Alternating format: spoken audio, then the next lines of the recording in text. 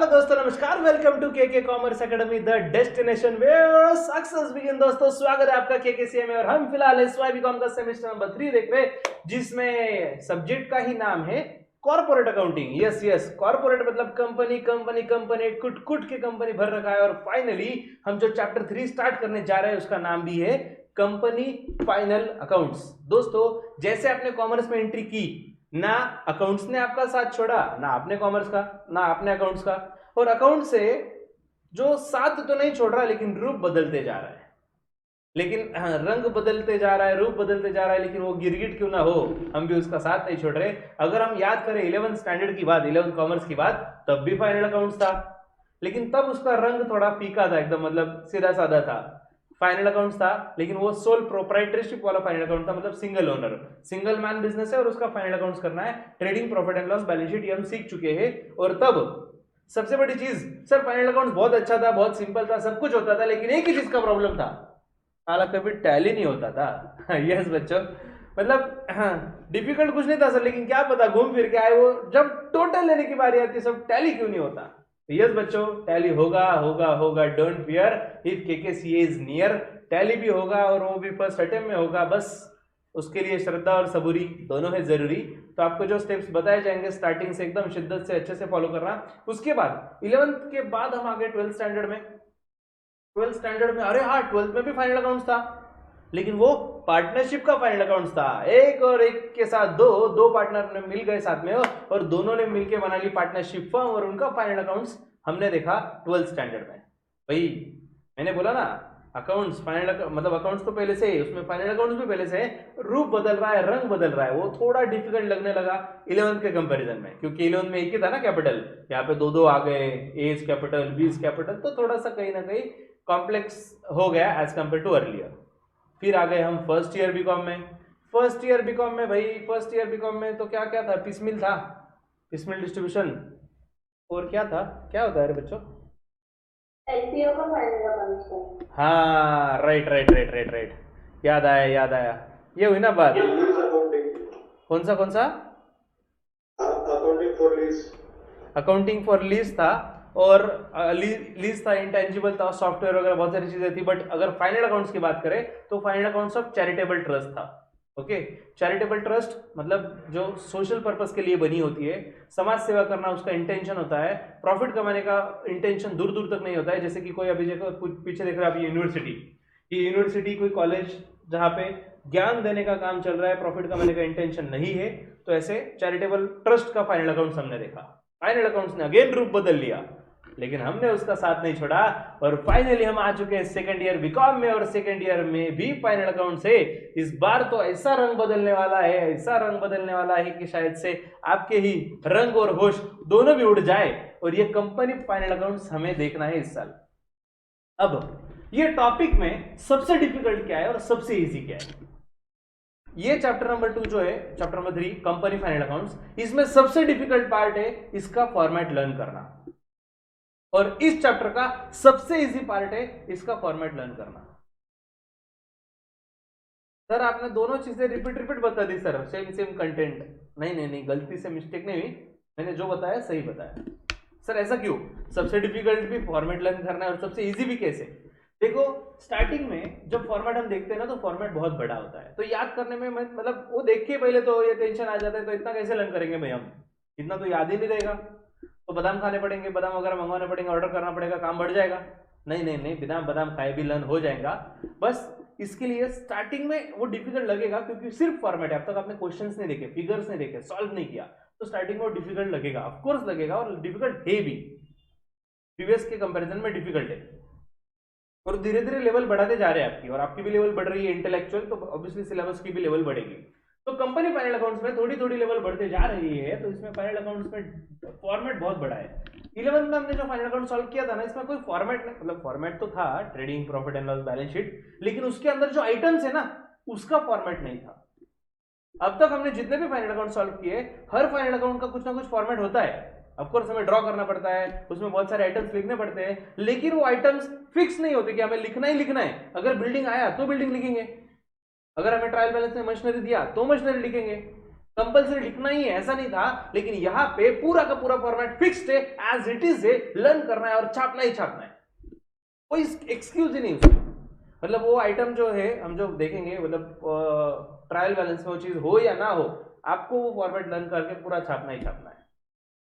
अब इसमें format learn करने के लिए आपको एकदम लगने वाली है अच्छे से, लेकिन फॉर्मेट लर्न करना के लिए सबसे बेस्ट सॉल्यूशन है प्रैक्टिस, और जो हम करने वाले हैं अगले कुछ दिनों तक, कुछ लेक्चर्स तक, 10+ लेक्चर्स लगेंगे हमें इस टॉपिक में।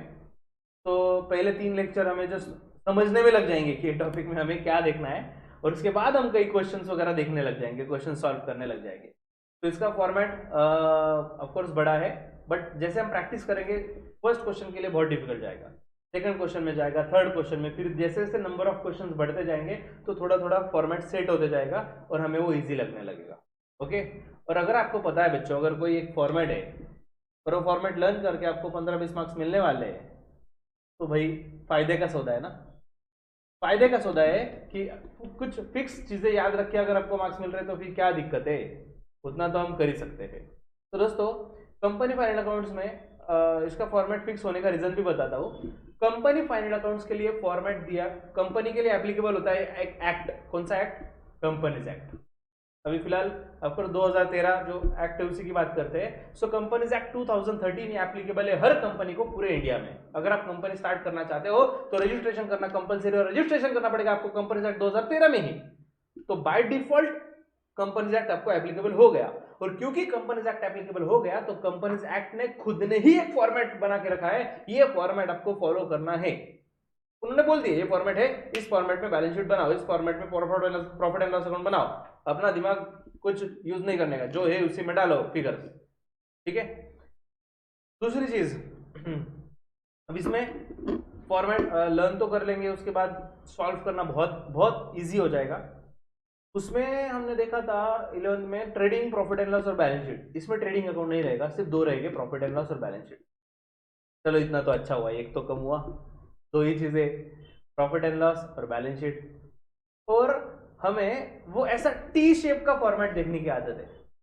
टी शेप म्हणजे डेबिट क्रेडिट वाला, लाइबिलिटी साइड, एसेट साइड, ऐसा देखने की आदत है। और वो टैली करने में भी मजा आता था, ये साइड का टोटल इतना, ये साइड का इतना, तो कितना डिफरेंस आया, कितना झोल है, फिर इसको कुछ तो भी प्लस माइनस करके ऐड, कुछ भी करके टैली करना है। अपने माइंड में तो क्लियर था, कुछ भी करके टैली तो करना ही करना है, लेकिन वो जब हॉरिजॉन्टल, वो जो टी शेप का फॉर्मेट था ना, उसमें देखने के लिए ज्यादा सिंपल होता था वो, क्योंकि हम आज मतलब एक ही पेज पे सब ऐसी चीजें देख सकते थे।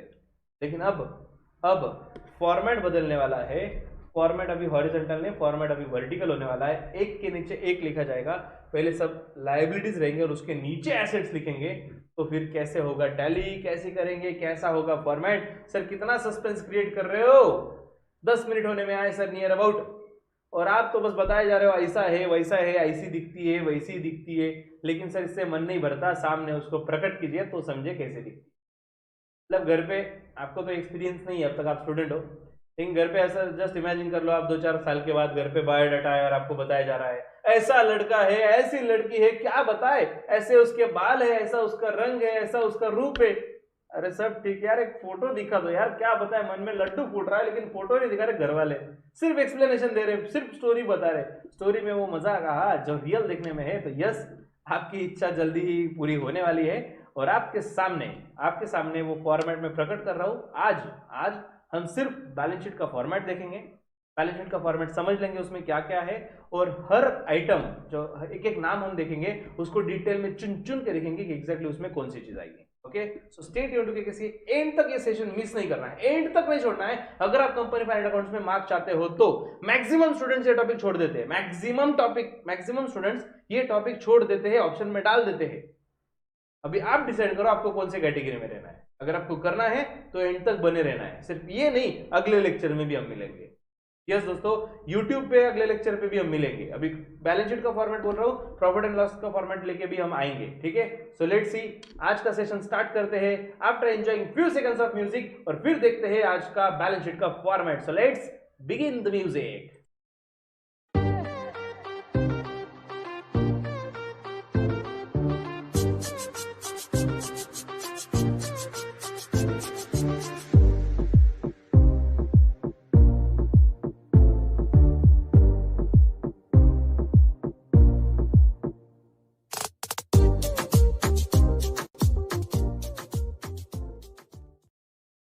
यस।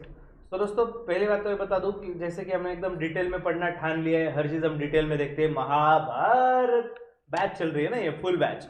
सो महाभारत बैच में हम हर चीज देखते हैं, line to line, word to word. लेकिन फिलहाल कंपनी अकाउंट्स में मतलब नियर अबाउट 50 पेज की थ्योरी, और 50 पेजेस की अगर थ्योरी ले लूँ तो आप पहले ही भाग जाओगे प्रैक्टिकल क्वेश्चंस देखने के पहले। ऐसा ना हो इसलिए आपको बता दूं, हम आज के सेशन में बैलेंस शीट देखेंगे, नेक्स्ट सेशन में प्रॉफिट एंड लॉस अकाउंट देखेंगे, और उसके नेक्स्ट लेक्चर में एडजस्टमेंट देखेंगे, और बस डायरेक्ट क्वेश्चन पे भिड़ जाएंगे। और क्वेश्चन होने के बाद एंड में देखेंगे, अगर आपकी सब कुछ एकदम खुशहाल रहे, आपके सब आप अगर सही सलामत हो ये टॉपिक देखने के बाद भी, तो हम बाकी थ्योरी को टच करेंगे, तब तक नहीं। ठीक है। सो दोस्तों आप देख सकते हो ऊपर पार्ट 1 दिया हुआ है बैलेंस शीट का। नेम ऑफ द कंपनी, पहले तो कंपनी का नाम लिखा जाएगा।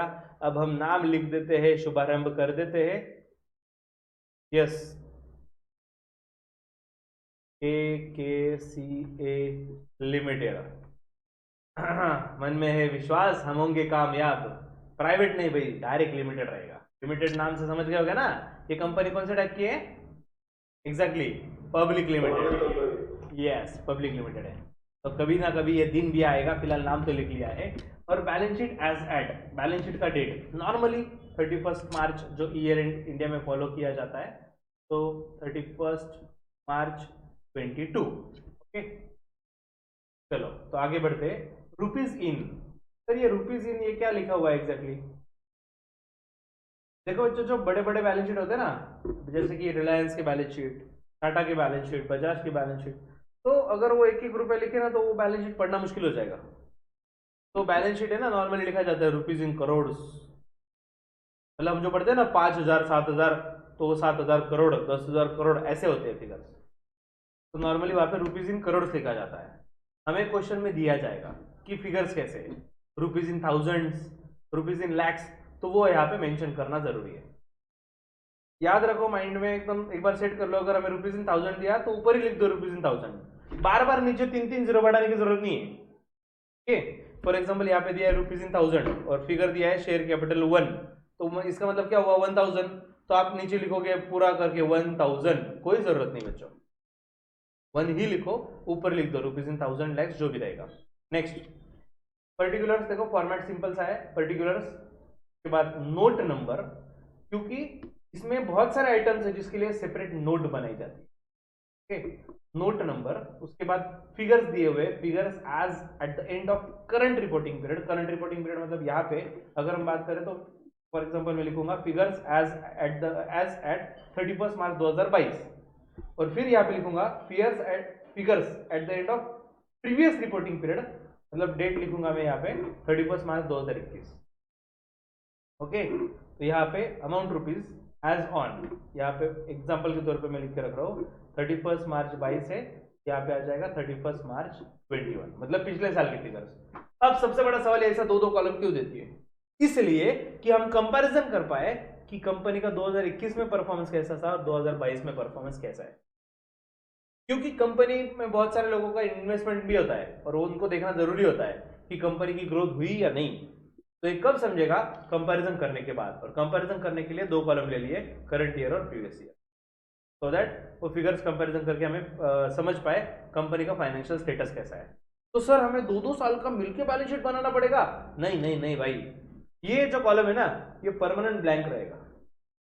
हम जितने भी क्वेश्चन सॉल्व करेंगे ना, ये कॉलम परमानेंटली ब्लैंक रहेगा, इसमें कुछ भी नहीं लिखेंगे, कुछ भी नहीं लिखेंगे, कुछ भी नहीं आएगा, बस वो एक डेट लिख देंगे पिछले साल का जो भी है, बाकी कुछ नहीं, totally blank.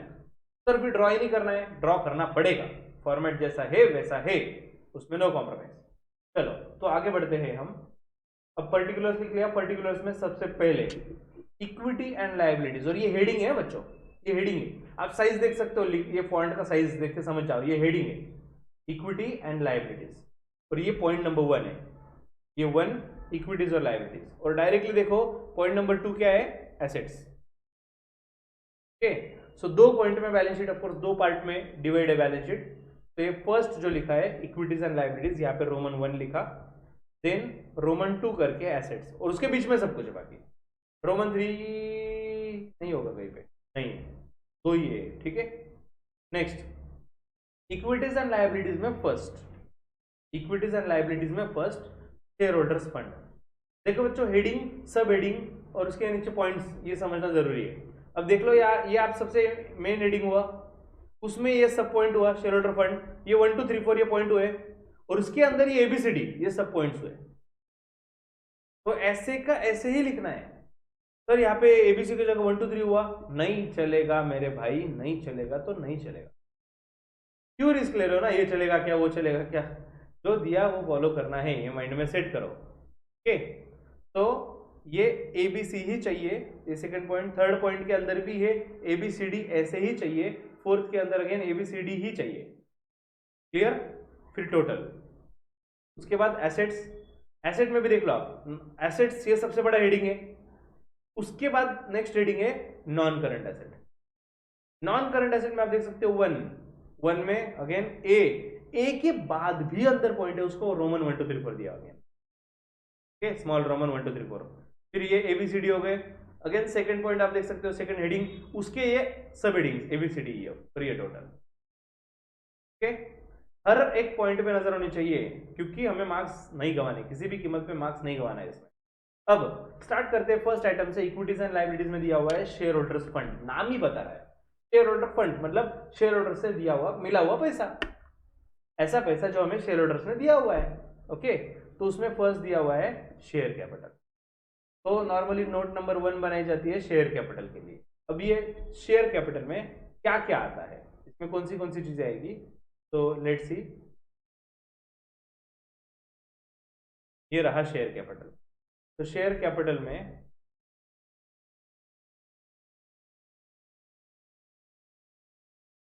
Yes, share capital में देखिए, for each class of share capital different classes of preference shares are to be treated separately. मतलब जैसे कि इक्विटी शेयर्स होते हैं, प्रेफरेंस शेयर्स होते हैं, प्रेफरेंस शेयर्स में भी अलग अलग हो सकते हैं, 7% preference shares, 9% preference shares, 10% preference shares, तो जो भी अलग अलग कैटेगरी के, सबको अलग अलग प्रेजेंट करना है शेयर कैपिटल में। तो उसमें the number and amount of shares authorise, सबसे पहले ये लिखेंगे कि कितने नंबर ऑफ शेयर्स है, तो कितने रुपए का है, और टोटल ऑथोराइज शेयर कैपिटल कितना हुआ। Next, number of shares issued, subscribe and fully paid, and subscribe but not paid. तो हमें ये भी दिखाना है कि टोटल हमने कितने शेयर्स इशू किए, कितने सब्सक्राइब हुए, उसमें से फुल्ली पेड कितने हैं और सब्सक्राइब कितने हैं। नेक्स्ट, पार वैल्यू पर शेयर, पार वैल्यू को दूसरा एक नाम फेस वैल्यू भी है। फेस वैल्यू मतलब शेयर्स की एक फेस वैल्यू होती है जो शेयर सर्टिफिकेट पे लिखी जाती है, उसको फेस वैल्यू बोलते हैं। तो शेयर्स की face value. Next, reconciliation of number of shares outstanding at the beginning and eight the end of reporting period. मतलब अगर फाइनेंशियल ईयर के स्टार्ट में नंबर ऑफ शेयर्स अलग थे और ईयर के एंड में नंबर ऑफ शेयर्स अलग रहे, तो सेपरेटली हमें दिखाना पड़ेगा, एंड सो ऑन। वैसे बहुत सारी चीजें दी उसमें और भी। तो ये सब एकदम इतना भी डिटेल में पढ़ना जरूरी नहीं है, जो चीजें टाइम टू टाइम जरूरी है मैं आपको बताते रहूंगा। नेक्स्ट इंपॉर्टेंट पॉइंट जो है वो है कॉल्स अनपेड। अभी कॉल्स अनपेड मतलब क्या दोस्तों, अगर मैंने आपको शेयर्स इशू किया, अभी मैं एक कंपनी हूं, मैं हूं ABC लिमिटेड, ये मेरे कंपनी का नाम है, मैंने आपको शेयर्स इशू किया। शेयर्स इशू किया मतलब क्या, सीधी सीधी बात, मैं आपको शेयर्स दे रहा हूं और आपसे पैसे ले रहा हूं, उसको बोलते हैं शेयर्स इशू करना। उसके पहले मैंने आपको वो प्रॉस्पेक्टस दिया होगा, प्रॉस्पेक्टस लॉ वाले जो बच्चे उनको फटाफट से क्लिक हो गया होगा लॉ के प्रॉस्पेक्टस क्या है। तो मैंने अगर आपको शेयर्स दिया है, आपसे मैं पैसे ले रहा हूं, नॉर्मली शेयर्स के पैसे पूरे के पूरे पैसे वन टाइम नहीं लिए जाते। एक एग्जांपल के तौर पे सपोज मैंने आपको शेयर्स दिया 150 रुपए में, 150 रुपीज में शेयर्स दिया, तो स्टार्टिंग में मैं आपसे सिर्फ 40 रुपए लूंगा एप्लीकेशन पे। ओके, फिर से मैंने आपसे 30 रुपए लिए अलॉटमेंट के नाम पे। फिर शेयर्स का कॉल किया जाता है, कॉल करना मतलब डिमांड करना, भाई 10 रुपए लेके आओ, 20 रुपए लेके आओ, तो ऐसे थोड़े थोड़े करके पार्ट पार्ट में आपसे टोटल 150 रुपए में लेने वाला हो। और ऐसा होता है शेयर्स के बारे में। तो अभी 150 रुपए का शेयर्स मैंने आपको दिया हुआ है और मैंने आपको बोला भाई पैसा कितना देगा, आप बोल रहे 150 रुपया देगा, तो 150 रुपया देगा तो देना मेरे भाई, लेकिन अब तक सिर्फ आपने 120 रुपए दिया, हमने डिमांड किया 150 रुपया दे, लेकिन आपने दिया है सिर्फ 120। हमने 150 मांगने के बावजूद आपने सिर्फ 120 रुपीज पर शेयर पेड किए हैं, मतलब 30 रुपीज पेड करना बाकी है। इसे बोलते हैं कॉल्स अनपेड। कॉल्स अनपेड मतलब कॉल करना मतलब डिमांड करना, डिमांड तो किया लेकिन पैसा अब तक नहीं मिला, वो अभी भी अनपेड है, कॉल्स अनपेड। ओके, तो कॉल्स अनपेड मतलब पैसे मिलने बाकी है। क्लियर? तो ये भी दिखाया जाता है शेयर कैपिटल में। लास्ट है फॉरफिटेड शेयर्स। फॉरफिटेड मतलब अगर हमने शेयर्स जब्त कर लिए, अभी देखो 150 रुपए के शेयर्स मैंने आपको दिया, आपने 120 रुपीज दिए, तो बचे हुए पैसे आप देने के लिए रेडी नहीं हो। हमने आपको बहुत रिमाइंडर दिया पैसा दे दो, पैसा दे दो, पैसा दे दो, लेकिन अगर आप पैसे देने के लिए रेडी नहीं है तो वो शेयर्स जब्त कर लिया जाता है वापस, उसे बोलते हैं फॉरफिटेड। ठीक है, तो ये सब चीजें आती है शेयर कैपिटल में। सर अगर ऐसे आइटम आएंगे तो फिर वो कितना बड़ा बन जाएगा बैलेंस शीट? बैलेंस शीट इतना ही रहेगा। सर आपने तो शेयर कैपिटल में कम से कम 10 चीजें बता दी, तो वो कहां पे आएगा? वो तो सब कुछ नोट में आएगा। अभी यहां पे लिखेंगे शेयर कैपिटल और नोट नंबर 1, फिर वो नोट को कोपचे में लेंगे अलग से, ये बैलेंस शीट का फॉर्मेट ड्रॉ कर लेंगे और नोट को कोपचे में लेके उसके अंदर लिखेंगे सब कुछ डिटेल में। समझ रहे हो? तो ऐसे मतलब कम से कम 20 प्लस नोट बनेंगे आपके। बैलेंस शीट का फॉर्मेट, प्रॉफिट एंड लॉस का फॉर्मेट, और ये 20 प्लस नोट ऐसा बनेगा, और ऐसा सब कुछ मिलके एक आंसर बनेगा वो। समझ रहे हो? तो शेयर कैपिटल के नोट में सब कुछ आता है, फिर authorise share capital, paid up share capital, called up share capital, और ये सब कंसेप्ट जो है ये हमने नियर अबाउट कवर किए कहीं ना कहीं पे इसके पहले। ठीक है, next reserves and surplus, note number 2। अब बताओ सर ये रिजर्व्स एंड सरप्लस क्या है? देखो बच्चों, रिजर्व्स एंड सरप्लस में क्या क्या आएगा? सिंपल वर्ड में अगर बोलूं, किसी भी नाम में सरप्लस है या फिर किसी के नाम में रिजर्व है, वो आ जाएगा रिजर्व एंड सरप्लस में। जैसे कि capital reserve, capital redemption reserve, security premium reserve, debenture redemption reserve, revaluation reserve. तो ये सब नाम में या फिर अदर रिजर्व जो भी है, नाम में अगर रिजर्व आ रहा है तो वो डायरेक्टली रिजर्व एंड सरप्लस में लिख दिया जाए। रिजर्व मतलब क्या होता है? बेसिकली प्रॉफिट का ऐसा पार्ट जो बिजनेस में रिटेन करके रखा है, पूरा का पूरा प्रॉफिट खर्च नहीं किया, बिजनेस के प्रॉफिट का कुछ पार्ट हम बिजनेस में ही रिटेन करके रखते हैं रिजर्व नाम से। ओके, और वो रिजर्व्स को अलग अलग नाम है, अलग अलग पर्पज है उसके, बट हमारे लिए याद रखना है। देखो बच्चों, फिलहाल आपको पीएचडी नहीं करनी है इसमें कि आप हर चीज जानना चाहो कि कैपिटल रिजर्व का मतलब भी बताओ सर, कैपिटल रिडम्पशन रिजर्व का मीनिंग समझाओ, सिक्योरिटी प्रीमियम का रिजर्व का मीनिंग समझाओ। This is not necessary at this level. Knowledge point से सब समझो यार, दुनिया बहुत बड़ी है, व्हाई नॉट? मैं आपको रोकने नहीं वाला, और ऑफकोर्स मैंने कभी आज तक रोका भी नहीं है। जितना ज्ञान मिल रहा है ज्यादा से ज्यादा ले लो, लेकिन पॉइंट यह है बच्चों, यहाँ पे कैपिटल रिजर्व, यहाँ पे रिजर्व्स है, रिजर्व्स नाम में आया तो रिजर्व में लिख दो, दैट्स इट, इतना ही याद रखो। ठीक है, नेक्स्ट उसके बाद अगर कुछ सरप्लस रहा, सरप्लस मतलब balancing statement of profit and loss account. Profit and loss account बनाने के बाद जो बैलेंस आता है ना, बैलेंसिंग फिगर, जैसे हम प्रॉफिट बोलते हैं वही, तो वो भी उसे बोलते हैं surplus. And profit and loss disclosing allocation appropriation such as, profit में से कुछ डिविडेंड दिया जाएगा, कुछ बोनस शेयर्स वगैरह दिए जाएंगे, और ये सब कुछ जाने के बाद जो प्रॉफिट का पार्ट बचेगा दैट इज सरप्लस। तो ये हमें रिजर्व्स एंड सरप्लस में दिखाना है। ओके, 11th की अगर आपको याद दिलाऊं, 11th में फाइनल अकाउंट्स था, तो नेट प्रॉफिट हम कहां पे लिखते थे बच्चों? प्रॉफिट एंड लॉस में आता था नेट प्रॉफिट, और वो कहां पे ट्रांसफर करते थे? कैपिटल अकाउंट में ऐड करते थे। एग्जैक्टली लायबिलिटी में कैपिटल में ऐड करते थे, वही कर रहे हैं यहाँ पे, बस थोड़ा सा चेंज हो गया, लायबिलिटी साइड में गए, कैपिटल में गए, बस कैपिटल वो शेयर होल्डर कैपिटल में नहीं लिखा, शेयर होल्डर फंड में, मतलब शेयर होल्डर्स फंड में ऊपर पहले शेयर कैपिटल है ना, उसके नीचे रिजर्व्स एंड सरप्लस है, उसमें लिखा, दैट्स इट, इतना ही फर्क पड़ रहा है। ओके, कैपिटल में ऐड ना करते हुए सेपरेट नाम दे दिया रिजर्व्स एंड सरप्लस, उसमें डाल दिया। नेक्स्ट, ये हो गया रिजर्व्स एंड सरप्लस के बारे में। अरे हाँ, निगेटिव प्रॉफिट का भी दिया, एक मिनट। हाँ देखो क्या दिया है यहाँ पे, debit balance of statement of profit and loss shall be shown as negative figure under the head surplus। दोस्तों, प्रॉफिट एंड लॉस का डेबिट बैलेंस ऐसा कब बोला जाता है? जब डेबिट के टोटल ज्यादा है। अभी डेबिट के टोटल ज्यादा है मतलब सीधी बात, एक्सपेंडिचर ज्यादा है मेरे भाई। अगर एक्सपेंस है ज्यादा, इनकम है कम, आमदनी अट्टनी, खर्चा है रुपया, अगर ऐसी सिचुएशन है तो डेफिनेटली अपना ये लॉस है, और ये लॉस कहां पे दिखाए? तो वो भी रिजर्व्स एंड सरप्लस में दिखाओ, लेकिन वो निगेटिव दिखाओ। नेट लॉस होता था तो हम क्या करते थे, कहां पे ट्रांसफर करते थे?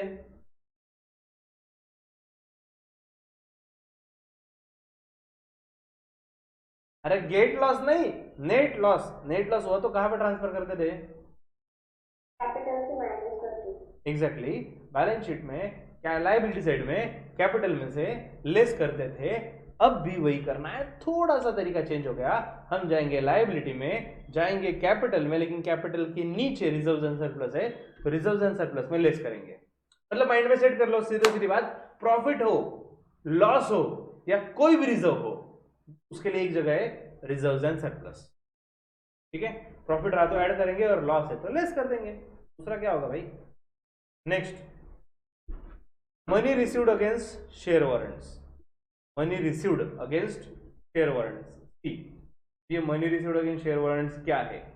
रियलिस्टिक अगर बताओ एग्जाम पॉइंट ऑफ व्यू से, अगर आपको बताओ तो इसमें कुछ भी नहीं आता, कुछ भी नहीं आता। देखो उन्होंने डिटेल्स भी दिया नहीं है, एक्सप्लेन भी नहीं किया है, क्योंकि ये जो है money received against share warrants किसी भी क्वेश्चन में 99% ये कहीं पे भी काम में नहीं आएगा। शेयर वारंट्स के अगेंस्ट अगर मनी लिया तो शेयर वारंट्स मतलब वो शेयर्स जैसा होता है, शेयर वारंट थोड़ा अलग है, शेयर सर्टिफिकेट के तरह एग्जैक्टली नहीं होता। तो शेयर वारंट एक डॉक्यूमेंट है और उसके अगेंस्ट अगर हमने पैसे लिए किसी से तो वो भी लायबिलिटी में शेयर होल्डर्स फंड में थर्ड पॉइंट में दिखाया जाता है, money received against share warrant. Okay, तो शेयर होल्डर्स फंड में ये तीन आ जाएगा, share capital, reserves and surplus and money received against share warrant. ठीक है, आई होप ये तीनों के तीनों आपको थोड़े थोड़े क्लियर है। मैं ऐसा बिल्कुल भी नहीं बोलूंगा बच्चों आज के लेक्चर में कि सबका सब क्लियर है। अगर सबका सब फॉर्मेट देख के क्लियर हो जाता तो 10-15 लेक्चर क्यों चलते ना। ये टॉपिक तो ऐसे ही खत्म हो जाते 2-4 दिन में। ओके, तो टाइम तो लगेगा। नेक्स्ट, सेकंड पॉइंट दिया हुआ है, share application money pending allotment. Share application money pending allotment, इसका मतलब क्या? तो बेसिकली अगर हम बात करें अपनी कंपनी की, हम शेयर्स इशू कर रहे हैं, तो इशू करने के लिए पहले हमने प्रोस्पेक्टस दिया। प्रोस्पेक्टस अगर हम दे रहे हैं, मतलब क्या? पब्लिक को इनवाइट कर रहे हैं। और पब्लिक को अगर हमने इनवाइट किया है मतलब हमें कोई भी पैसा देगा, जो लोग इंटरेस्टेड है वो पैसा देंगे, सीधी बात है ना। तो मैं 1000 शेयर्स इशू करना चाहता था, लेकिन मान लो रियल में 5000 एप्लीकेशन आ गए, तो 5000 लोगों को सबको शेयर्स तो नहीं दे सकता, शेयर्स तो 1000 लोगों को ही दे सकता हूं। तो 4000 लोगों को एक तो मनी रिफंड करना पड़ेगा। ओके, मनी रिफंड किया जाएगा, या फिर एक ऑप्शन होता है प्रो रेटा अलॉटमेंट। प्रो रेटा मतलब प्रोपोर्शनेट अलॉटमेंट, मतलब भाई सीधा सीधा मैंने रेशियो डिसाइड कर दिया 5:1। तूने शेयर्स कितने अप्लाई किया? 5, तुझे 1 मिलेगा। तूने कितने के लिए अप्लाई किया? 500, तुझे 100 शेयर्स मिलेंगे, एंड सो ऑन। मतलब टोटल में क्या हुआ? 5000 एप्लीकेंट को 1000 शेयर्स दिए, बराबर।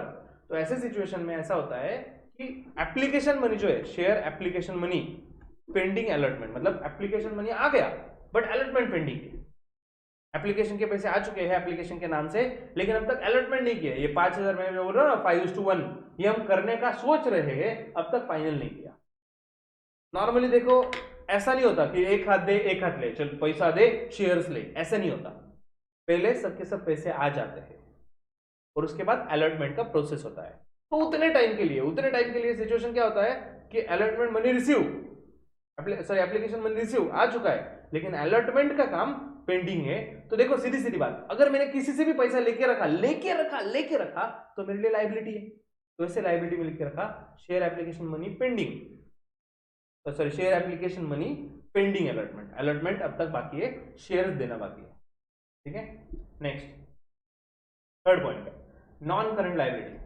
और हाँ, ये वाला बताना भूल गया मैं आपको, ये और ये पॉइंट 99% ये आते ही नहीं है, ये ब्लैंक होता है, इसमें कुछ भी नहीं आता। पूरे क्वेश्चंस में इसके बारे में कुछ नहीं दिया जाता। ठीक है, next non current liabilities, third point है non current liabilities. Next is non current liabilities. अभी दोस्तों नॉन करंट लायबिलिटी जो थर्ड आइटम है उसमें सबसे पहले नॉन करंट लायबिलिटी का मीनिंग समझ लेते। नाम ही बता रहा है नॉन करंट मतलब ऐसी लायबिलिटी जो करंट नहीं है। लेकिन सर करंट का मतलब क्या होता है? करंट लायबिलिटीज मतलब ऐसे होते हैं बच्चों जो 1 साल के अंदर पेमेंट कर दिया जाता है, शॉर्ट टर्म लायबिलिटीज। और जो शॉर्ट टर्म नहीं है मतलब लॉन्ग टर्म, ये लायबिलिटीज की लाइफ ज्यादा है, मोर देन 12 मंथ्स। फिर ये एग्जैक्टली कितना होगा वो तो नहीं पता मेरे भाई ऑफ कोर्स, लेकिन मोर देन 12 मंथ्स है नॉन करंट लायबिलिटी। और उसमें फर्स्ट आइटम दिया हुआ है लॉन्ग टर्म बोरोइंग्स। नेक्स्ट जो भी रहेगा, for example note number 3, long term borrowings. अभी लॉन्ग टर्म बोरोइंग्स में क्या दिया है, क्या क्या आता है देख लीजिए। लॉन्ग टर्म बोरोइंग्स में सपोज कंपनी ने, अभी हम कंपनी है, उसमें कोई डाउट ही नहीं है, बताने की बात ही नहीं, हम कंपनी ही है। अरे कंपनी फाइनल अकाउंट चल रहा है, हम इंडिविजुअल हो ही नहीं सकते, हम कंपनी है। सपोज हमने कोई बॉन्ड्स इशू किए या डिवेंचर्स इशू किए। बॉन्ड्स और डिवेंचर्स ये क्या होता है, ये ऐसे इंस्ट्रूमेंट्स होते हैं, फाइनेंशियल इंस्ट्रूमेंट्स, जो इशू करके हम लोगों से पैसा ले सकते हैं।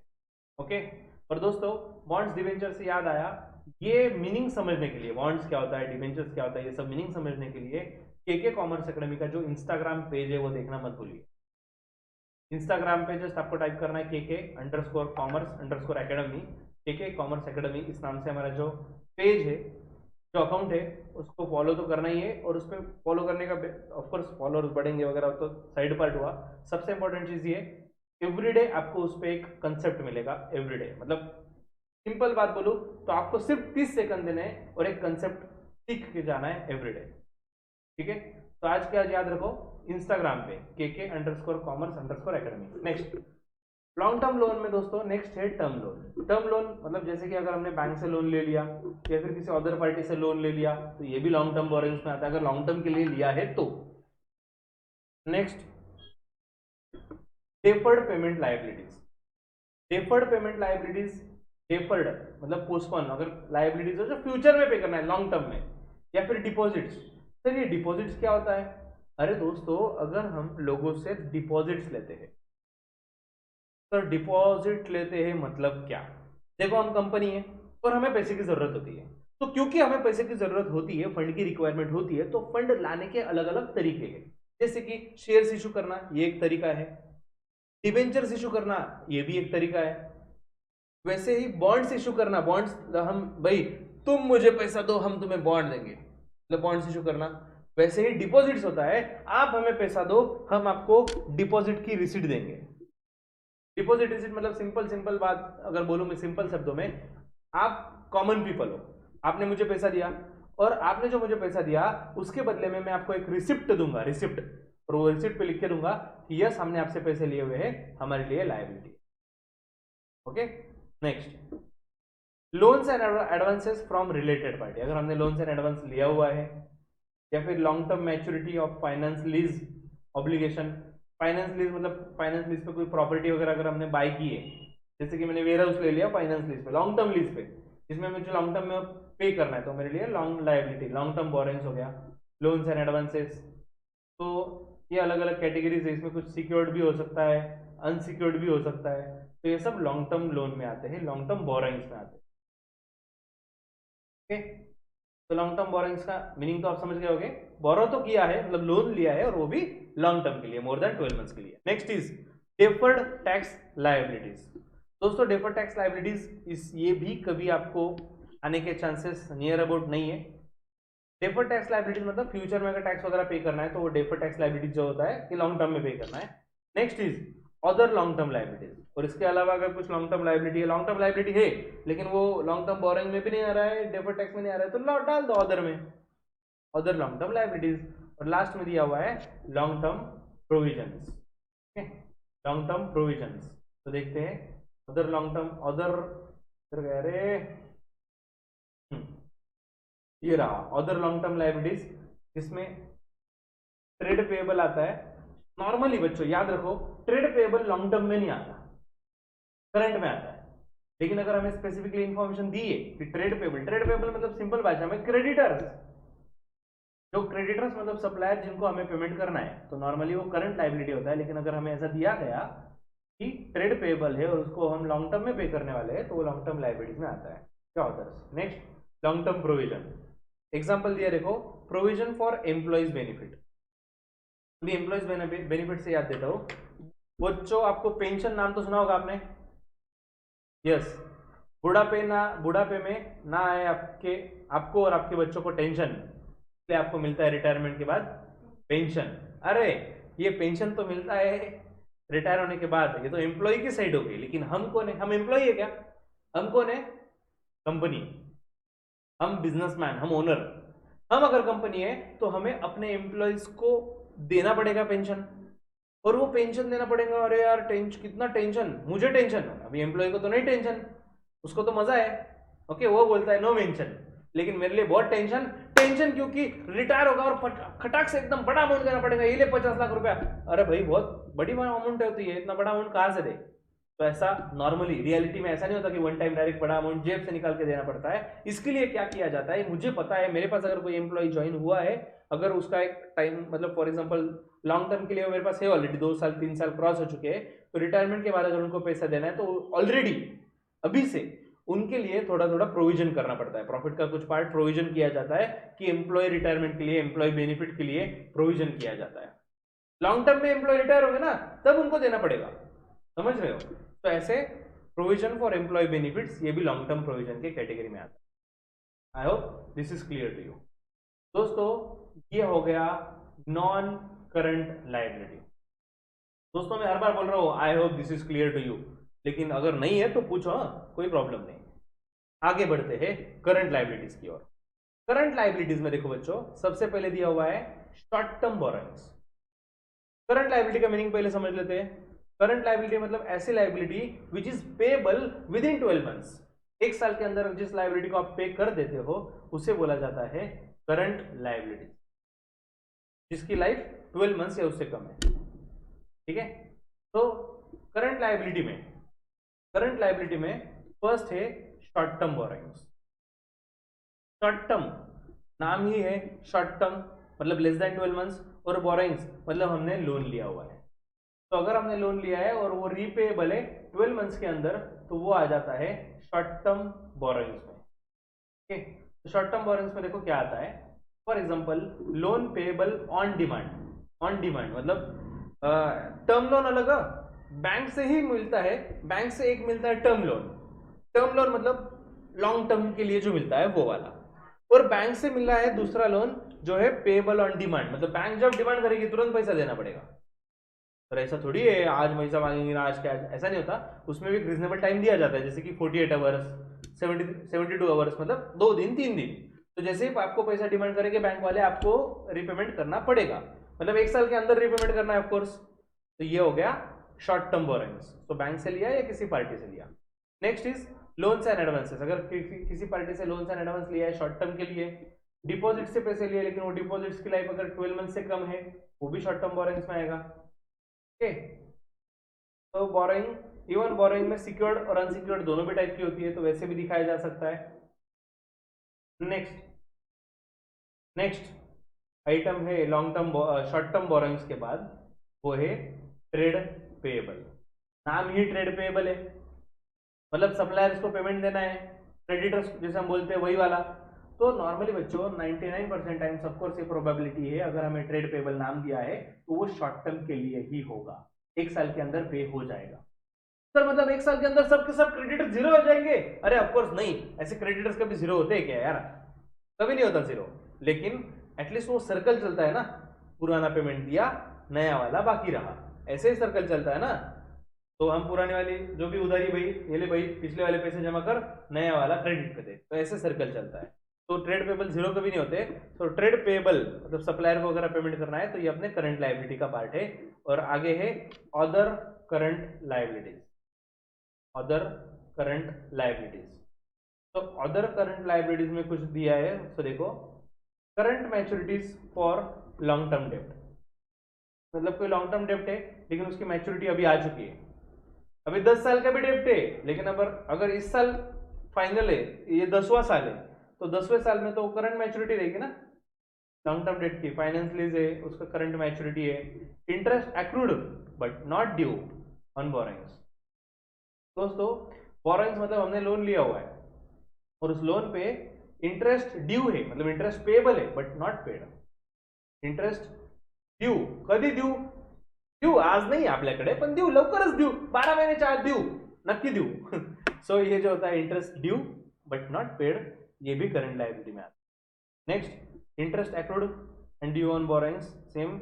इंटरेस्ट रिसीव्ड इन एडवांस, दोस्तों अगर एडवांस में इंटरेस्ट मिल गया तो वो भी अपने लिए लायबिलिटी है, current liability. Unpaid dividend, unpaid dividend मतलब क्या दोस्तों? अगर हमने डिविडेंड डिक्लेयर कर दिया, पहली बात तो ये डिविडेंड देना कंपलसरी नहीं होता, डिविडेंड देना कंपलसरी नहीं होता।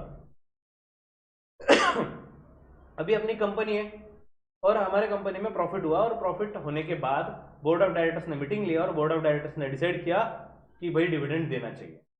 तो बोर्ड ऑफ डायरेक्टर्स ने सोचने के बाद जनरल मीटिंग लिया, जनरल मीटिंग में वोटिंग लिया, वोटिंग लेने के बाद डिसाइड हुआ कि यस डिविडेंड दिया जाए। डिविडेंड डिक्लेयर हो गया ना, मतलब इसका मतलब क्या, डिविडेंड डिक्लेयर हो गया लेकिन अब तक पेमेंट नहीं हुआ, उसे बोलते हैं अनपेड डिविडेंड। डिविडेंड देना है लेकिन नॉट येट पेड, अब तक तो पेड नहीं किया, that is unpaid dividend. Unpaid dividend ये अदर करंट लायबिलिटी में आता है, क्योंकि अगर डिविडेंड डिक्लेयर कर दिया तो ऑफकोर्स 1 साल के अंदर तो पेमेंट करना ही करना है। ठीक है, नेक्स्ट, ठीक है, अदर पेबल, अगर कुछ चीजें रहेगी तो वो भी आ सकता है। Next, short term provisions.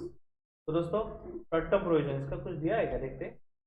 Short term provision, नाम ही बता रहा है, प्रोविजन बनाया है लेकिन वो शॉर्ट टर्म के लिए, जैसे कि provision for employ benefit. Sir ये तो ऊपर भी था नाम लॉन्ग टर्म प्रोविजन में।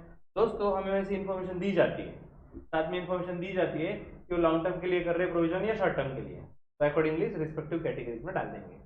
ठीक है, तो एक बार पूरा का पूरा फॉर्मेट, मतलब लाइबिलिटी साइड वाला रे, एक बार पूरा रिवाइज करते हैं। सो देखो सबकी नजर लाइबिलिटी साइड पे, लाइबिलिटी साइड देखो ऊपर सबसे पहले वो रोमन 1 क्या बड़ा रोमन 1 दे दिया, equities and liabilities. Equities and liabilities लिखने के बाद सबसे पहले दे दिया शेयर होल्डर्स फंड, और शेयर होल्डर्स फंड के अंदर 3 आइटम है A B C. Share holders fund में लिख दिया शेयर कैपिटल, उसके बाद रिजर्व्स एंड सरप्लस, और थर्ड दिया हुआ है money received against share warrants, तो शेयर वारंट्स के अगेंस्ट मनी मिला है, तो ये हो गए फर्स्ट पॉइंट।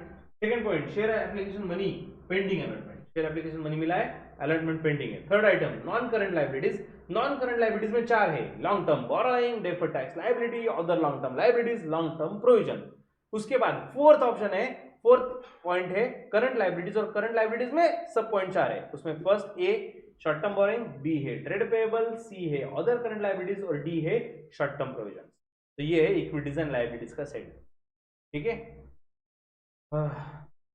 फाइनली एक साइड खत्म हुआ, अब दूसरा साइड शुरू करते हैं, एसेट वाला साइड। तो एसेट्स में देखो सबसे पहले हेडिंग दिया है non current asset. Non current नाम ही बता रहा है, देखो 2 टाइप के एसेट है, करंट और नॉन करंट। तो नॉन करंट मतलब ऑफकोर्स जो करंट नहीं होते। अरे करंट नहीं होता मतलब क्या सर, ऐसे एसेट जिसकी लाइफ 1 साल से ज्यादा है, तो वो होता है non current. Okay, 1 operating cycle से ज्यादा लाइफ होना। तो इसमें फिक्स्ड एसेट जो है उसमें फर्स्ट दिया है फिक्स्ड एसेट्स। फिक्स्ड एसेट्स में भी सब कैटेगरी है मेरे भाई, नॉन करंट में टाइप है फिक्स्ड, और फिक्स्ड में सब कैटेगरी है tangible asset, intangible asset, capital work in progress, और इनटेंजिबल एसेट्स अंडर डेवलपमेंट। तो देखते हैं इसके बारे में क्या क्या इंफॉर्मेशन दी हुई है। तो स्टार्ट करते हैं फर्स्ट आइटम के साथ, जो है tangible assets. Tangible means which we can see, which we can touch.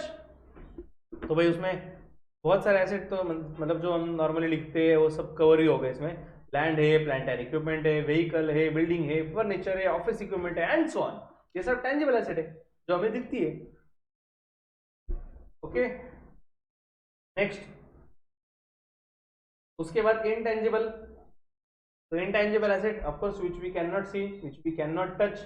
Invisible वाले एसेट, अभी गुडविल, बिजनेस का रेपुटेशन, मतलब गुडविल, बिजनेस का ब्रांड, बिजनेस का ट्रेडमार्क, ये देख रहे हो बच्चों, के कॉमर्स एकेडमी, ये नाम और ये लोगो, ये ट्रेडमार्क रजिस्टर है मेरे नाम पे। स्टोरी नहीं बता रहा हूँ, रियलिटी बता रहा हूँ, रजिस्टर्ड है। पूरे इंडिया में किसी को ये नाम लोगो यूज करने तो अपन उस पर केस ठोक सकते हैं। क्यों? क्योंकि मेरे नाम पे ये मेरे लिए एसेट है, मेरा नाम ये एसेट है, तो ये ट्रेडमार्क बोलते हैं इसे। ठीक है, तो ये मेरा इंटेंजिबल एसेट है। कंप्यूटर सॉफ्टवेयर, कंप्यूटर का कोई सॉफ्टवेयर बना लिया। अभी ये आप ये देख रहे हो, ये सब कुछ रियलिटी पिक्चर, ये बैकग्राउंड देख रहे हो आप, मुझे देख रहे हो, मतलब ये डिजिटल स्क्रीन देख रहे हो, इतना सब कुछ एडिटिंग रियल टाइम सब कुछ देख रहे हो, ये पॉसिबल है बिकॉज ऑफ सॉफ्टवेयर। तो ये कंप्यूटर का जो सॉफ्टवेयर होता है, ये भी भाई मैंने लाइसेंस लिया, लाइसेंस। ओके, ये एडिटिंग सॉफ्टवेयर आता है, इसका मैंने लाइसेंस वर्जन लिया हुआ है, तो इसके लिए पैसा पे किया और मैंने लाइसेंस वर्जन लिया, तो ये मेरे लिए क्या हो गया, एक एसेट बन गया, कंप्यूटर सॉफ्टवेयर ये एसेट बन गया। नेक्स्ट, के बाद दिया है पब्लिशिंग टाइटल्स, मस्त हेड्स एंड पब्लिशिंग टाइटल्स। ठीक है, मतलब जो बेसिकली बुक वगैरह पब्लिश हो गए तो उसमें कॉपीराइट होता है, पेटेंट होता है, माइनिंग करने के राइट होते हैं, और भी कोई इंटेलेक्चुअल प्रॉपर्टी राइट हो गए। देन रेसिपी, कुछ खाना बनाने का कुछ रेसिपी होता है ना भाई। संजीव कपूर नाम सुना होगा, Sanjeev Kapoor chef, one of the famous chef in India. तो भाई उनकी जो रेसिपी है वो उनके लिए उनका एक फॉर्मूला, उनकी यूनिकनेस है, ऐसा कोई नहीं बना सकता। अरे वो बहुत बड़ा एग्जांपल हो गया, अपने घर में भी होता है ना, कोई चीजें जो मम्मी बना पाती है मम्मी जैसा कोई बना ही नहीं पाता, कोई चीजें मासी आती है तो मासी बनाती बहुत मजा आता है, मम्मी को ऐसे करते ही नहीं आता। तो ये जिसका उसका स्पेशलिटी हो गई। तो ये हो गया उनका रेसिपी, हो गया उनका फॉर्मूला, उनका कोई मॉडल है, कोई डिजाइन बनाया हुआ है। मॉडल मतलब जैसे कि कार का मॉडल होता है कि ऐसी कार बनाएंगे, ऐसा शेप साइज, तो फिर ये सब इंटेंजिबल एसेट्स होते हैं। लाइसेंस ले लिया, फ्रेंचाइजी है, तो this all are intangible assets. ठीक है, तो ये इंटेंजिबल एसेट्स के कैटेगरी में हम लिखेंगे। नेक्स्ट दोस्तों, हमने स्टार्ट किया था फिक्स एसेट्स से। तो फिक्स एसेट्स में देख लिया टेंजिबल भी और इंटेंजिबल भी। सर ये क्या है, ये कैपिटल वर्क इन प्रोग्रेस क्या है? दोस्तों, अगर कोई एसेट बन रहा है लेकिन रेडी नहीं हुआ अब तक, जैसे कि बिल्डिंग का काम चल रहा है लेकिन अब तक बिल्डिंग रेडी नहीं हुआ, तो उसको बिल्डिंग बोलना गलत है। आधे अधूरी चीज को बिल्डिंग कैसे बोल सकते हो ना? अगर सिर्फ 2 फ्लोर हुए, अब तक उसको फिनिशिंग नहीं है, अब तक उसको कलर नहीं दिया है, अब तक वो उसको प्लास्टर लगाना बाकी है, तो ऐसे सब सिचुएशन में उसको बिल्डिंग बोलना गलत है। तो काम चल रहा है capital work in progress. Next, intangible assets under development, और कोई इंटेंजिबल एसेट्स है जो अंडर डेवलपमेंट है वो भी फिक्स एसेट्स में आता है। सर ये तो बिल्कुल भी हजम नहीं हो रहा सर, बिल्डिंग का तो समझ सकते हैं कि बिल्डिंग का काम चल रहा है, ये इंटेंजिबल एसेट का कैसे काम चल रहा है बताओ तो? ये दिखती नहीं एसेट और इसका कैसे काम चलता है? अरे भाई एग्जांपल के तौर पे कोरोना की वैक्सीन बनाने में 2-4 दिन लगे होंगे। अरे नहीं सर, 2-4 दिन में कैसे बनेगा सर, महीनों तक रिसर्च किया सर, बहुत मेहनत ली, तब जाके वो चीज बनी। तो वो जब तक चल रहा था वो काम, वो फॉर्मूला भी देखो, जिन्होंने कोरोना की वैक्सीन बनाई, अलग अलग वैक्सीन, कोवैक्सीन हो, कोविशील्ड है, जो भी है, तो उस पे उनका पेटेंट है, उनका ट्रेडमार्क है, और वो इंटेंजिबल एसेट हो गए उनके लिए। वो जो फॉर्मूला है कि उसमें क्या क्या चीजें डाले सो दैट वो वैक्सीन बन जाती है, वो उनका फॉर्मूला है। वो तो ऑफकोर्स किसी को नहीं बताएगा दुनिया में, उनकी सबसे बड़ी एसेट है वो, तो वो उनकी इंटेंजिबल एसेट हो गई। और वैक्सीन बनाने के लिए फॉर एग्जांपल मान लो 6 महीने लगे, तो 6 महीने तक काम चल रहा था ना, तो इंटेंजिबल एसेट थी अंडर डेवलपमेंट। इंटेंजिबल एसेट है बट अंडर डेवलपमेंट, अब तक पूरा फिनिश नहीं हुआ है, तो वो भी फिक्स एसेट में आता है। तो सर हमें इतना स्टोरी बताया जाएगा क्या क्वेश्चन में? कोरोना था, वैक्सीन था, कुछ नहीं भैया, आपको डायरेक्ट बता दिया जाएगा इंटेंजिबल एसेट अंडर डेवलपमेंट, संभला विषय। ठीक है, next, non current investment. Investment है जो करंट नहीं है, मतलब हमने लॉन्ग टर्म के लिए इन्वेस्टमेंट करके रखा है, 2 साल 5 साल के लिए इन्वेस्टमेंट करके रखा है, तो वो आता है नॉन करंट इन्वेस्टमेंट की कैटेगरी में। तो देखो इसमें क्या आता है, investment property, investment in equity instrument, investment in preference shares, investment in government security, investment in debenture, investment in mutual fund, investment in partnership firm, ऐसी कोई भी टाइप की इन्वेस्टमेंट हो, लेकिन जहां पे इन्वेस्टमेंट किया है और हमारा विजन एकदम क्लियर है, भाई हम शॉर्ट टर्म के लिए नहीं कर रहे, लॉन्ग टर्म के लिए कर रहे हैं, तो वो नॉन करंट इन्वेस्टमेंट की कैटेगरी में आएगा। ठीक है, नेक्स्ट, आगे का आइटम देखो क्या दिया है, नॉन करंट इन्वेस्टमेंट के बाद डिफर्ड टैक्स एसेट, जो मैंने आपको बताया 90% टाइम्स क्वेश्चन में कुछ भी नहीं आएगा इसके बारे में। डिफर्ड टैक्स एसेट मतलब सीधी सीधी बात, फ्यूचर में टैक्स वगैरह पे करके रखा है, एडवांस में मतलब एडवांस में पे करके रखा है। Next, long term loans and advances, long term के लिए किसी को लोन दिया, सर लोन तो लाइबिलिटी में आता है, एसेट में कैसे आ गया? अरे दोस्तों, अगर हमने पैसा एडवांस में लिया, लोन के नाम पे लिया, तो लाइबिलिटी, लेकिन हमने किसी को लोन दे के रखा तो अपने लिए डेफिनेटली वो एसेट होता है। तो वैसे अगर मैंने लॉन्ग टर्म के लिए किसी को पैसा देके रखा तो long term loans and advances में, और अदर करंट एसेट्स, और अदर करंट एसेट्स उसके अलावा भी, sorry other non current asset, अगर ऐसे कुछ नॉन करंट एसेट बच गए जो अब तक किसी भी कैटेगरी में कवर नहीं हुई, तो अदर नॉन करंट एसेट में आ जाएगा। यस, यहाँ पे दिया है long term loans and advances. अभी for example capital advances, capital advances, security deposit दिया है हमने किसी चीज के लिए, किसी रिलेटेड पार्टी को लोन दिया है, सिक्योर्ड हो या अनसिक्योर्ड हो या कोई फर्क नहीं पड़ता उसमें, तो हमें इतना डिटेल सोचने की जरूरत नहीं है, बस हमने लॉन्ग टर्म के लिए दिया तो वो नॉन करंट एसेट्स में आता है। और अदर नॉन करंट एसेट में जैसे कि लॉन्ग टर्म ट्रेड रिसीवेबल है लेकिन लॉन्ग टर्म में मिलने वाले, सर आपको कैसे पता? क्रेडिट टर्म्स ही वैसे, मतलब जैसे कि फॉर एग्जांपल मैंने किसी कस्टमर को गुड्स बेचे और क्रेडिट टर्म्स में लिखा हुआ है कि 2 साल के बाद पैसा मिलेगा, अगर टर्म्स एंड कंडीशंस में लिखा हुआ है लॉन्ग टर्म में ही मिलने वाला है ना, फिर वो अपना नॉन करंट एसेट में आएगा। ठीक है, next, long term trade receivable में सिक्योर्ड भी होते हैं, अनसिक्योर्ड होते हैं, डाउटफुल भी होते हैं। तो हमें वैसे अलग अलग कैटेगरी अगर इन्फॉर्मेशन क्वेश्चन में दिया रहा तो फिर डिटेल में दिखाना पड़ेगा कि भाई हमारे पास कुछ लॉन्ग टर्म ट्रेड रिसीवेबल्स है जिसमें से कुछ सिक्योर्ड है, कुछ अनसिक्योर्ड है, कुछ डाउटफुल है, तो ऐसे पूरा डिटेल इन्फॉर्मेशन देना जरूरी है। नेक्स्ट दोस्तों, ये हमने सब कुछ देखा नॉन करंट के बारे में, बराबर ना, ये नॉन करंट हो गया। अब फाइनली देखते हैं करंट एसेट्स। करंट एसेट्स मतलब उसकी लाइफ कितनी होती है, 12 मंथ से क्या ऊपर या ज्यादा, नीचे, ऊपर या नीचे, कम या ज्यादा? यस, डेफिनेटली करंट एसेट मतलब बिफोर 1 ईयर जो मैच्योर्ड हो जाता है या फिर कैश में कन्वर्ट हो जाता है, जिसकी लाइफ 1 साल से कम होती है। Okay, normally we can say assets whose operating whose life is less than operating cycle, जो बिजनेस का ऑपरेटिंग साइकिल होता है उससे भी कम लाइफ है, दैट इज करंट एसेट्स। तो करंट एसेट्स में फर्स्ट दिया हुआ है करंट इन्वेस्टमेंट्स। अब नाम से समझ रहा है इन्वेस्टमेंट है और वो भी करंट पीरियड के लिए है, मतलब ऐसी इन्वेस्टमेंट जिसकी लाइफ वर्ष कम है मेरे भाई। तो देखो करंट इन्वेस्टमेंट में क्या दिया है, investment in equity instrument, investment in preference, investment in government security, investment in debenture, investment in mutual fund, investment in partnership firm. Sir सच्ची बताए, यही सब नाम अभी कुछ देर पहले आपने ऊपर बताए, यही तो नाम थे जब हम नॉन करंट इन्वेस्टमेंट देख रहे थे। सर आप बोलते हो यही इन्वेस्टमेंट नॉन करंट में भी आएगा और यही इन्वेस्टमेंट करंट में भी आएगा, तो कैसे चलेगा? दोस्तों हमें देखना जरूरी है कि उसका मैच्योरिटी कितना है। आप किसी भी चीज में इन्वेस्ट करो उसका लाइफ कितना है, अगर 1 साल से कम है तो करंट, 1 साल से ज्यादा है तो non current. Okay, next, current investment में के बाद, करंट इन्वेस्टमेंट के बाद नेक्स्ट आइटम दिया हुआ है और वो है हाँ, वो है इन्वेंटरीज। दोस्तों इन्वेंटरीज का मतलब क्या, what is mean by inventory? बोलो यार। Yes, very nice.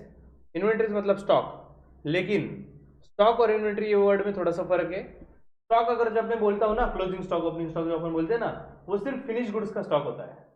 लेकिन इन्वेंटरी की बात करें तो फिर इसमें रॉ मटेरियल का स्टॉक हो, WIP का स्टॉक हो, या फिनिश गुड्स का स्टॉक हो, या वैसे हम स्टॉक इन ट्रेड भी बोल सकते हैं, स्पेयर पार्ट्स वगैरह का स्टॉक हो, तो ये सब चीजें इन्वेंटरी में आती है। ओके, इन्वेंटरी में रॉ मटेरियल का स्टॉक, WIP का स्टॉक, फिनिश गुड्स का स्टॉक, स्टोर्स एंड स्पेयर से, लूज टूल से, तो ये सब के सब अपने लिए बिजनेस के लिए इन्वेंटरी है। ठीक है, याद रखना, स्टॉक मतलब सिर्फ फिनिश गुड्स होते हैं, लेकिन इन्वेंटरी में रॉ मटेरियल का भी स्टॉक आता है, फिनिश गुड्स का भी आता है, WIP का भी आता है।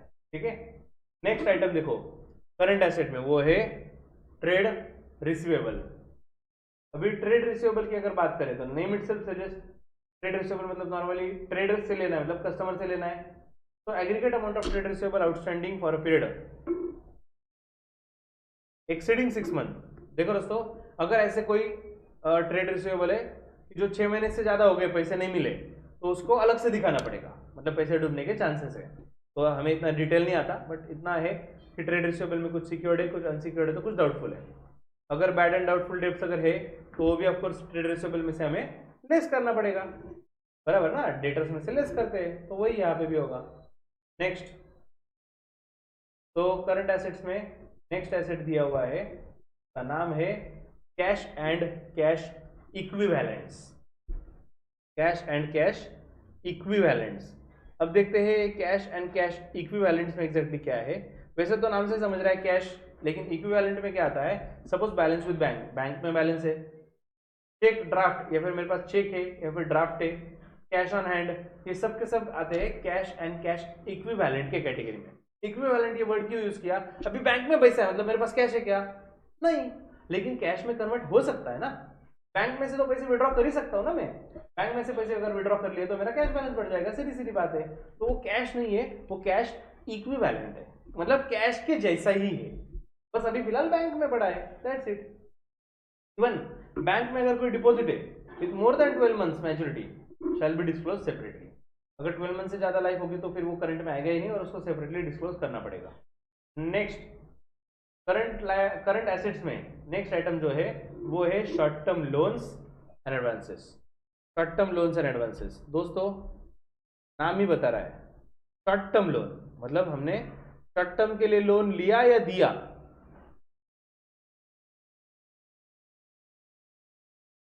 दिया सर। वेरी नाइस, हमने शॉर्ट टर्म के लिए लोन दिया है। अरे एसेट में है ना लोन, मतलब हमने किसी को दिया होगा इसलिए एसेट में ना, लिया तो लायबिलिटी में आता। ओके, तो short term loans and advances में लोन्स एंड एडवांसेस अगर दिया हुआ है किसी को, फिर उसमें से कुछ सिक्योर्ड अनसिक्योर्ड डाउटफुल भी हो सकता है, बैड डेट्स वगैरह रहा तो वो भी देखना पड़ेगा। Loans and advances due by director, अगर डायरेक्टर्स को लोन वगैरह दिया है लोन्स एंड एडवांसेस तो वो भी करंट एसेट्स की कैटेगरी में आ जाएगा। ठीक है,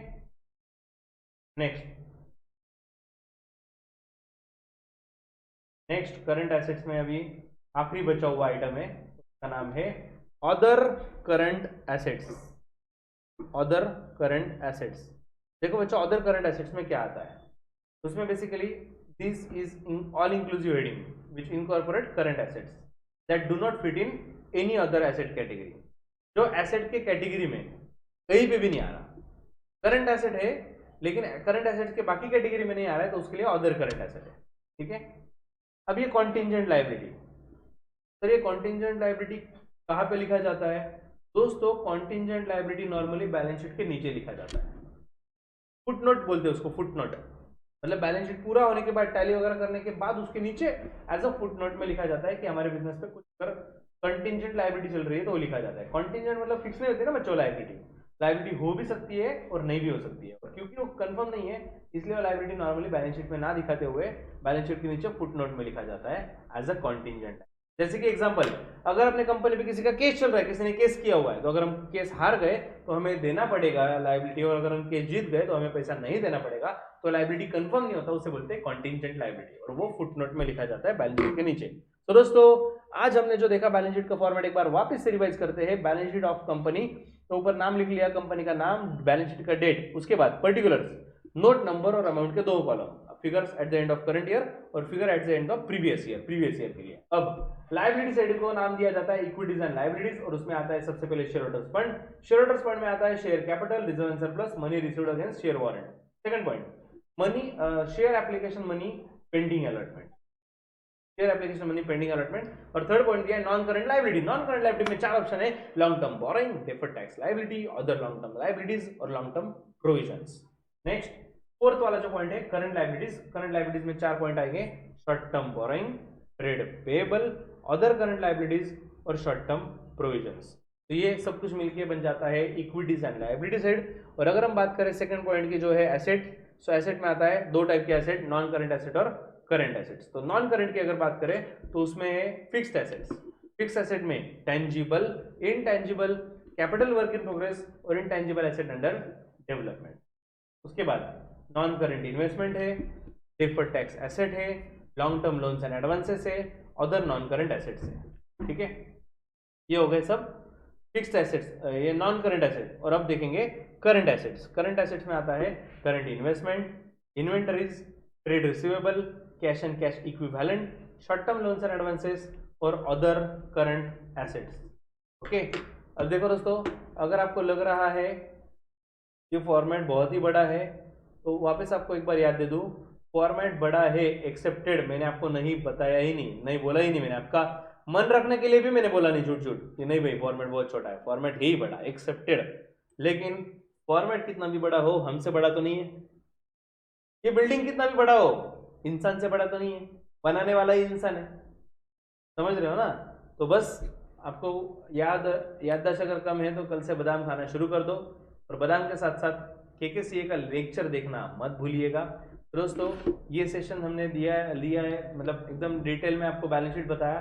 नेक्स्ट सेशन में हम आपको प्रॉफिट एंड लॉस के फॉर्मेट के बारे में एकदम डिटेल में बताएंगे। स्टे ट्यून्ड टू केकेसीए, सब्सक्राइब करना, शेयर करना, पूरी दुनिया को बताओ यार केकेसीए आपको बहुत नॉलेजेबल लेक्चर लेके आ रहा है। ओके, सो जल्दी मिलते हैं, तब तक के लिए happy learning with KKCA. Bye bye students.